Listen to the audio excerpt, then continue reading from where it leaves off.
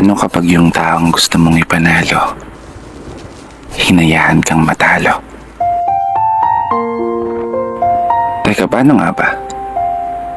Kapag yung taong inasahan mong magiging kakampi mo sa lahat, siya rin pala ang makakalaban mo sa dulo.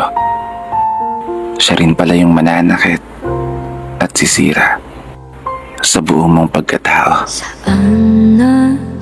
Paglilinaw lang ha, hindi ko to sinulat para saktan ka o ipaalala yung taong nanakit sa'yo. Sinulat ko to baka sakali lang na mapagaan ko yung nararamdaman mo. Kasi hindi biro ang maiwan, hindi biro ang ipagpalit sa iba, hindi biro ang umasa sa mga pangako na habang buhay magkasama kayong dalawa. Kasi paano nga ba kapag yung taong minamahal mo ay hindi ka na kayang mahalin pabalik? Paano nga ba kapag tuluyan ng nanlamig yung dating mainit at matatamis na halik? At mas masakit pa doon, yung bigla ka na lang ipagpalit. Paano ka nga ba makakabangon muli?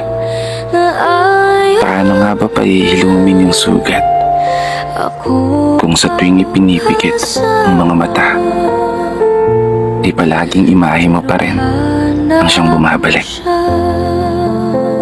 Oo, naiintindihan kita sa punto na mahirap naman talaga kalimutan agad yung taong minahal mo ng sobra.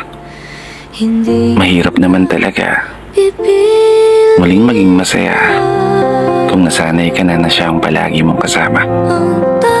Pero wala ka ng ibang magagawa kundi kailangan mong tanggapin ang lahat at maging matatag hanggang sa araw na humilom ang mga sugat at muling makausad na sa paglalakad ay wala ka ng lilingunin na alaala. Magiging okay ka rin balang araw. Makakaya mo rin yan. Mas mabuting gawin mo ngayon, mag-focus ka sa sarili mo at mas mahalin pa ang sarili mo. May dahilan ng lahat kung bakit nawala sa'yo, at yun ay marahil sadyang hindi pa para sa'yo. Palagi mong tatandaan, ang pag-ibig ay isang sugal na minsan pwede kang matalo at pwede kang manalo.